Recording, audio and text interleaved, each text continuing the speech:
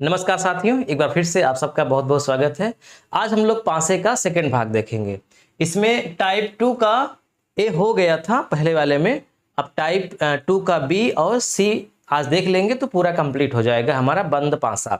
इसके बाद शुरू होगा खुला पासा।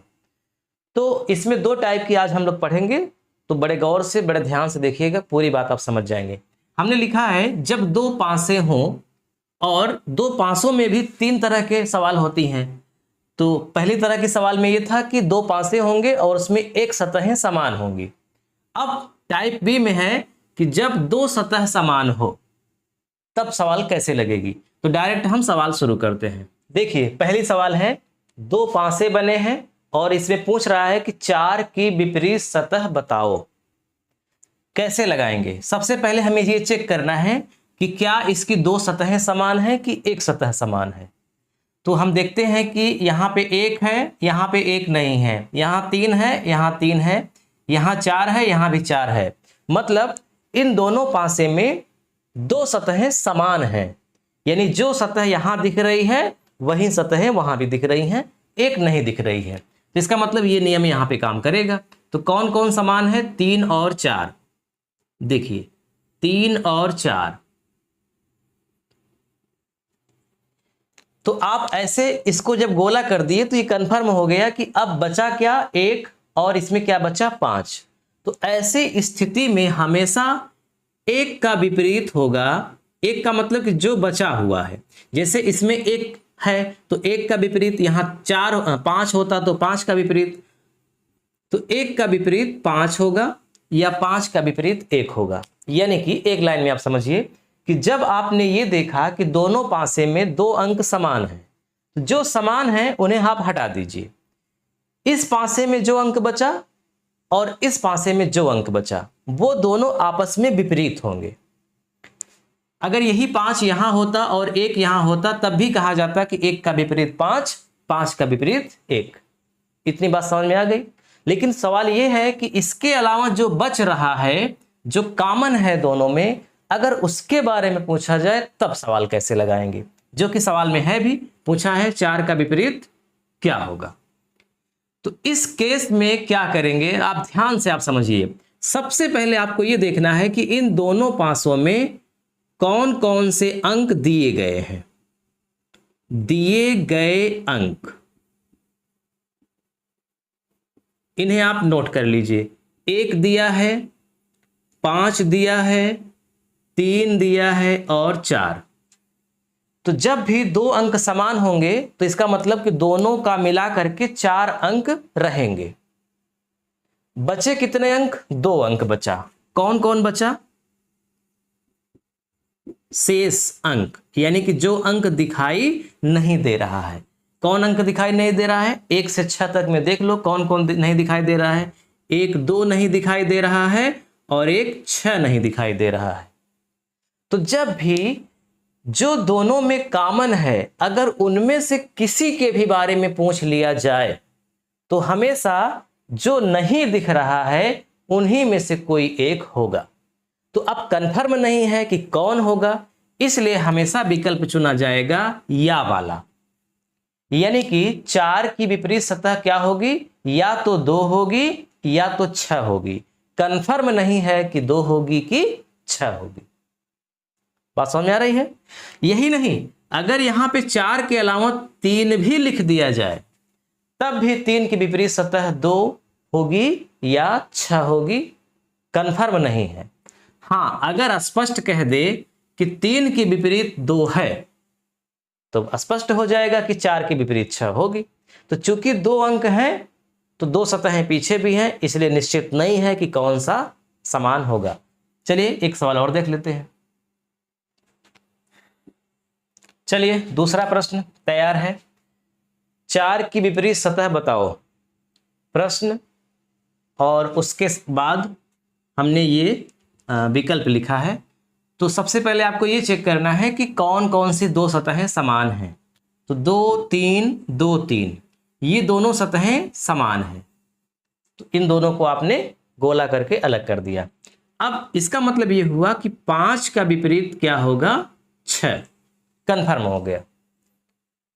यानी अगर यहीं पे सवाल हो कि 5 की विपरीत सतह बताओ, तब आपका ये आंसर हो जाएगा, कोई इसमें शक नहीं है। लेकिन आमतौर पे ऐसा कम पूछता है, पूछता उसी के बारे में है जो सतहें समान हैं। तो यहां पूछा है 4 की विपरीत सतह बताओ। तो अब पहले तो ये लिखिए कि कितने अंक दिए गए हैं। कौन कौन सा अंक दिया गया है? 5 दिया गया है, 6 दिया गया है, 3 दिया गया है और 2 दिया गया है। देखो 5, 6, 3, 2। कौन कौन नहीं दिया गया है, यानी कि छिपा है? 1 छिपा है और 4 छिपा है। इसका मतलब कि जो अंक दिख रहे हैं 2 या फिर 3, इनकी विपरीत सतहें होंगी 1 या फिर 4। 2 की विपरीत सतह 1 होगी या फिर 4 होगी। इसी तरह से 3 की विपरीत सतह 1 होगी या फिर 4 होगी। तो पूछा क्या है? 4 की विपरीत सतह। तो इसका मतलब 4 की विपरीत सतह या तो 2 होगी या तो 3 होगी, कंफर्म नहीं है। इसी तरह से 1 की विपरीत सतह या तो 2 होगी या तो 3 होगी, है ना। तो इसका मतलब कि 4 की विपरीत सतह 2 या 3 होगी। तो विकल्प कौन सा चुना जाएगा? 3 या फिर 2। अगर मैं आपको थोड़ा सा यहीं पे इसको और अच्छे से समझाना चाहूं, मैं इस विकल्प को मिटा करके यहां पर लिख दूं 1, तब भी यही होगा, 3 या 2। कैसे? देखिए 4 की विपरीत पूछा है, तो 4 का विपरीत या तो 2 या तो 3 होगा। 4 का विपरीत ए नहीं होगा, कभी हो ही नहीं सकता। आप कहेंगे कि क्यों नहीं हो सकता? भाई 1 भी तो नहीं दिख रहा है, हो सकता है वही 4 के विपरीत हो। तो ऐसा इसलिए नहीं होगा क्योंकि यहां पर जो 2 और 3 दिख रहा है, ये दोनों बगल की सतहें हैं। तो इसका मतलब कि जो नहीं दिख रहा है 4 और 1, वो पीछे की सतहें हैं। और वो दोनों सतहें 4 और 1 दोनों सतहें अगल बगल हैं, इसीलिए नहीं दिख रही हैं। विपरीत होती तो एक जरूर दिख जाती। तो वो दोनों जब अगल बगल हैं तो अगल बगल वाली कभी विपरीत हो ही नहीं सकती। इसलिए 4 की विपरीत 1 कभी नहीं होगी, क्योंकि ये दोनों सतहें पीछे हैं और दोनों एकदम सटी हुई होंगी, ठीक है ना। इसलिए 1 का विपरीत कभी भी 4 नहीं होगा और 4 का विपरीत कभी भी 1 नहीं होगा। और यहां भी 2 का विपरीत कभी भी 3 नहीं होगा और 3 का विपरीत कभी भी 2 नहीं होगा, बल्कि इन दोनों में से किसी का विपरीत इन दोनों में कोई होगा और इन दोनों में से किसी एक का विपरीत इन दोनों में से कोई एक होगा। इसलिए 4 का विपरीत 1 नहीं होगा, बल्कि 3 या 2 होगा। ये बात कंफर्म है। अब यहीं पे अगर थोड़ा सा मैं प्रश्न को और बदल दूं, जो कि आजकल खूब पूछा जाने लगा है, अगर लिख दिया जाए 4 की विपरीत सतह कौन नहीं हो सकती? 4 की विपरीत सतह कौन नहीं हो सकती, तब आप क्या चुनेंगे? तब और मान लीजिए मैं यहां पे इसको मिटा कर लिख देता हूं, इनमें से कोई नहीं, यानी कि नॉट, नन ऑफ दिस। प्रश्न बिल्कुल बन के तैयार है, एकदम यही हूबहू है। यहां पे थोड़ा सा बदला गया है कि 4 की विपरीत सतह कौन नहीं हो सकती। इसका मतलब आपको यह पता करना है कि 4 की विपरीत सतह कौन कौन हो सकती है। तो 4 की विपरीत सतह 2 हो सकती है और 3 हो सकती है। कौन नहीं हो सकती? 1 नहीं हो सकती। इसलिए अब विकल्प कौन सा चुना जाएगा? 1। तो इस तरह उल्टा भी करके पूछा जाता है ना, आपकी बुद्धि का परीक्षण करने के लिए। इसीलिए जब आप पूरी बात समझे रहेंगे कि कौन विपरीत हो सकता है, कौन विपरीत नहीं हो सकता, तभी आप चाहे वो जिस तरह से नचा घुमा के प्रश्न करें, आप कर लेंगे। अब मुझे लगता है कि जब भी सवाल पूछा जाएगा कि जब 2 सतह समान हो तो उनका विपरीत आपको निकालने के लिए कहे, तो आप 100% निकाल लेंगे, इसमें कोई दो राय नहीं है। अब चलते हैं टाइप सी में। देखिए जब कोई सतह समान न हो या कोई अंक समान न हो, तो यहां हमने 2 प्रश्न दिए हैं एक साथ। इन दोनों प्रश्न को अलग अलग तरह से लगाया जाएगा। मैं इन दोनों को एक साथ क्यों दिया हूं, अभी आप बात समझ जाएंगे। आप बात को देखिए, यहां पर जो पहली सवाल है वो दूसरी सवाल से अलग है। तो सिर्फ इसी 2 तरह की सवाल आएंगी, कोई तीसरी सवाल नहीं आएगी। ये सवाल और ये सवाल अलग क्यों है, पहले तो आप ये समझिए। यहां पर जो पासे बने हैं वो साधारण पासा है, ध्यान रहे ये दोनों मिलकर एक पासा है। अगर 3 ठो बना रहेगा तब भी तीनों मिलकर एक पासा है। अभी आगे आएगा इसके बाद। यहां पर ये दोनों मिलकर एक पासा है, क्योंकि एक पासे को जब आप दो तरह से फोटो खींचते हैं तब उसका पूर्ण रूप होता है। ये सामने का है, ये पीछे का है। तो ये वाला जो पासा है वो साधारण पासा है और ये वाला जो पासा है वो मानक पासा है। तो जब भी विपरीत सतह पूछा जाए और कोई भी अंक न मिले तब ये देखा जाएगा कि कौन साधारण पासा है, कौन मानक पासा है। अब ये अगर साधारण पासा है 4 3 7, तो इसका मतलब ये भी साधारण पासा है 6 1 7, क्योंकि दोनों एक ही है, इसलिए यहां 7 आ रहा है तो यहां भी 7 आएगा। ये मानक पासा है, क्योंकि जोड़ने पे 7 नहीं आ रहा है तो यहां भी जोड़ने पे 7 नहीं आएगा, तो ये दोनों मानक पासा है। जब मानक पासा हो, कैसा पासा हो? जब मानक पासा हो और यहां पे जब साधारण पासा हो, ये साधारण पासा है। जब मानक पासा हो तो जिसका भी विपरीत पूछा जाए आप सीधा सीधा 7 में से उसी को घटा दीजिए, आंसर आ गया। आपको देखने की कोई जरूरत ही नहीं है कि कहां 5 लिखा है, कहां 6 लिखा है, कहां 3 लिखा है, कहां क्या लिखा है, इससे कोई मतलब नहीं है। बस आपको यह समझना है कि मानक पासा है कि साधारण पासा है।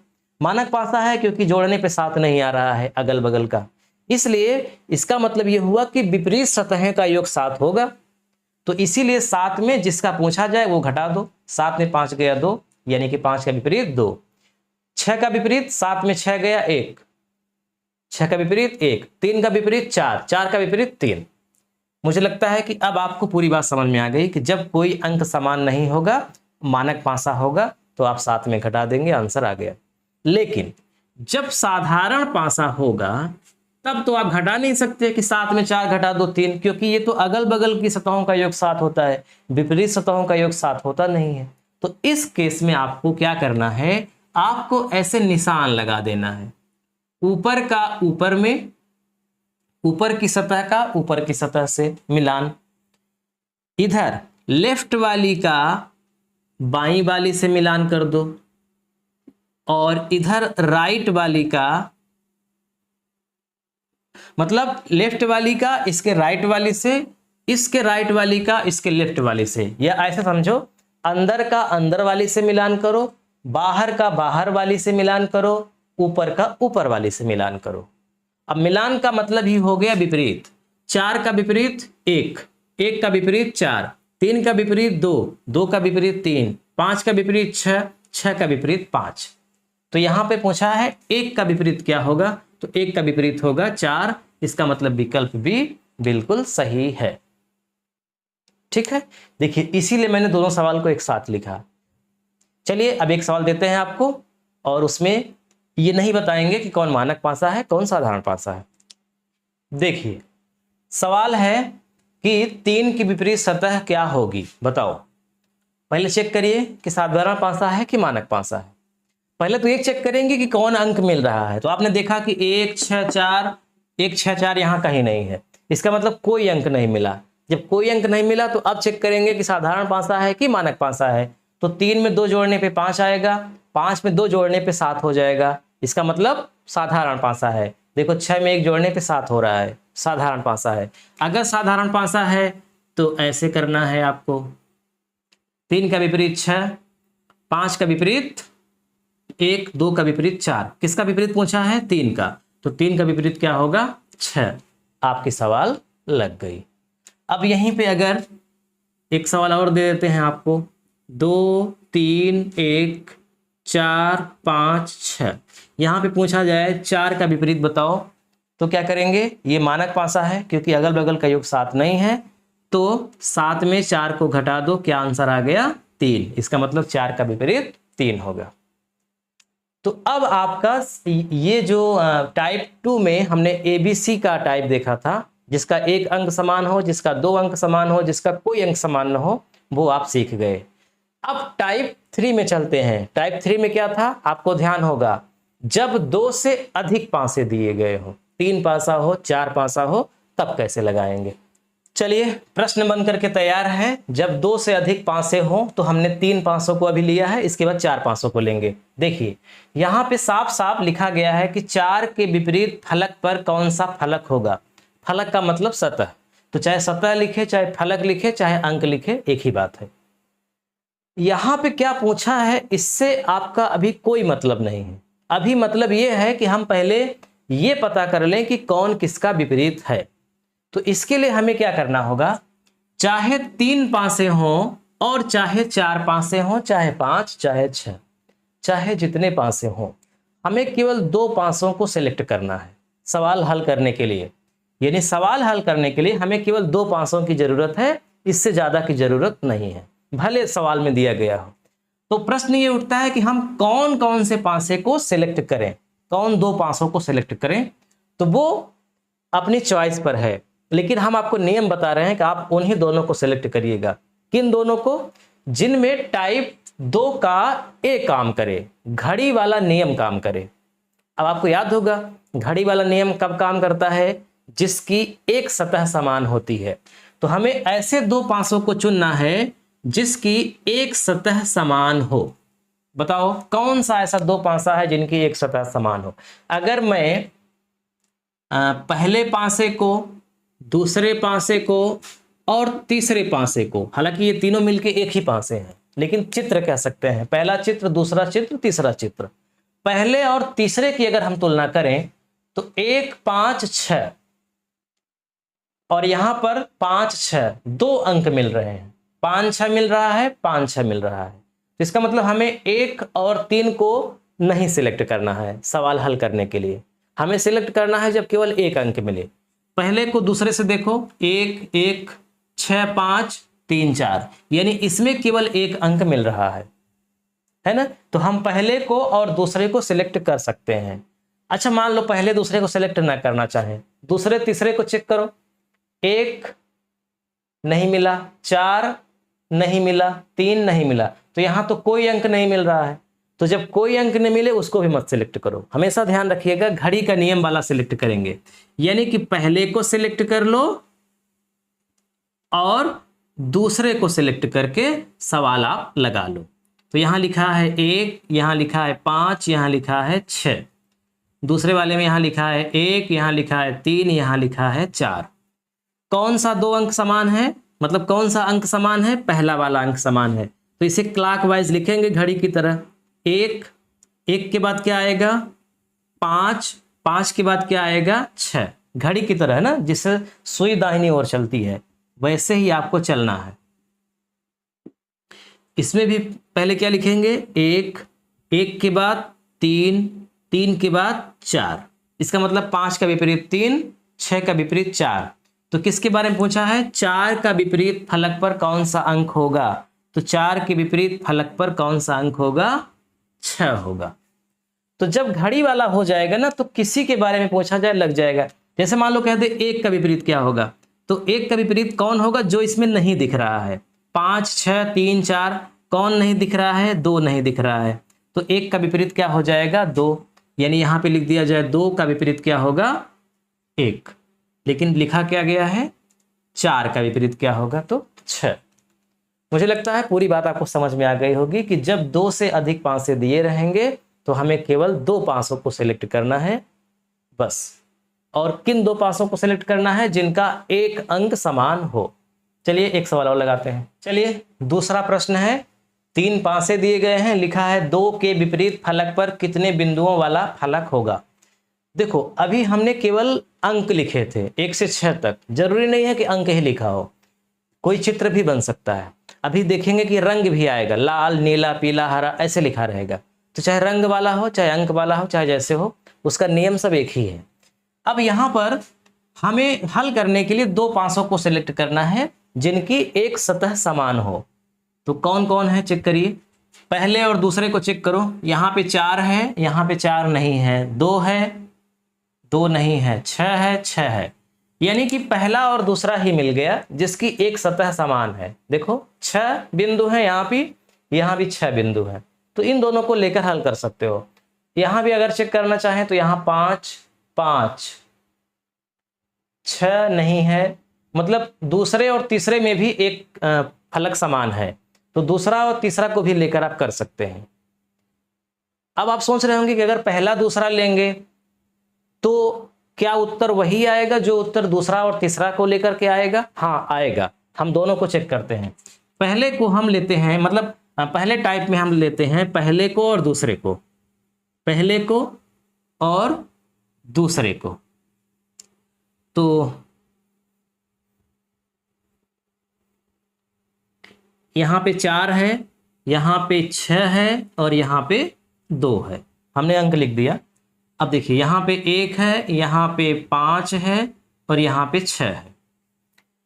तो क्लॉकवाइज लिख दीजिए 6 2 4, 6 2 4, फिर यहां पे 6 5 1, 6 5 1।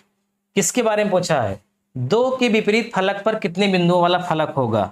तो 2 के विपरीत 5 बिंदुओं वाला फलक होगा। ये विकल्प सही है, पहले और दूसरे को लेकर के।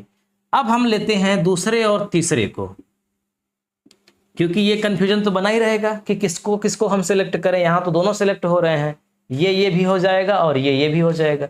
तो दूसरे तीसरे को जब लेंगे तो देखिए यही आना चाहिए आंसर। 1 6 5 3 5 4। तो कौन सा कॉमन है? 5 कॉमन है। तो 5 5 के बाद 1 1 के बाद 6, यहां पर 5 5 के बाद 4 4 के बाद 3। किसका विपरीत पूछा है? 2 का विपरीत पूछा है। तो यहां पर 2 तो कहीं दिख नहीं रहा है, तो जाहिर सी बात है कि 2 नहीं दिख रहा है, तो 2 यहीं पे होगा। बताए थे ना कि जब वही अंक रहेगा तो जो नहीं दिखेगा वो विपरीत होगा। तो 2 का विपरीत कौन सा होगा? 5, और 5 का विपरीत होगा 2। यानी कि दोनों में आप चाहे जिन दोनों को सिलेक्ट कर लीजिए, आपकी सवाल लग जाएगी। यानी ये आपको मन में नहीं सोचना है कि हम किन 2 को चुने। चलिए अब एक 4 500 वाला भी देख लेते हैं, तब हमारा पूरा पासा, बंद पासा कंप्लीट हो जाएगा। फिर शुरू होगा खुला पासा। चलिए तीसरी सवाल हल करते हैं। यहाँ पे 4 पासे दिए गए हैं और कह रहा है 3 के विपरीत फलक पर कौन सा अंक होगा। तो हमें भले बताया भी ना कि चाहे जितने पासे दिए गए हो, हमें सेलेक्ट 2 को ही करना है। तो ऐसे कौन से 2 पासे हैं जिनकी एक सतह समान हो? 1 6 3, यहाँ पे 1 6 3 में से कुछ नहीं है, छोड़िए इसको। आगे देखिए 1 5 3, तो यहाँ पे 1 3 1 3, 2 मिल गए। तो इन्हें मतलब इसको नहीं चुनेंगे, ना इसको चुनेंगे। इन दोनों को क्यों नहीं चुनेंगे? क्योंकि कोई नहीं मिल रहा है। इसको क्यों नहीं चुनेंगे? क्योंकि 2 अंक मिल रहा है। अब इसको और इसको देखो, 2 6 3 6 3 6 3। तो मतलब पहले को अगर हम किसी से भी चुन लेंगे तो थोड़ा सा लगाना मुश्किल हो जाएगा, क्योंकि पहले के साथ कोई ऐसा पासा नहीं है जिसका एक सतह समान दिखे। पहले को छोड़िए, दूसरे तीसरे को चेक करिए। 5 4 2 5 3 1, तो 1 अंक मिल रहा है। देखो 5 5, फिर यहाँ पे 2 4 अलग है, 3 1 अलग है। इसका मतलब कि दूसरे और तीसरे को सिलेक्ट करके हम सवाल को लगा लेंगे। तो लगा लीजिए, आगे बनाने की क्या जरूरत है। 5 5 के बाद 4 4 के बाद 2, फिर यहाँ पे 5 5 के बाद 3 3 के बाद 1।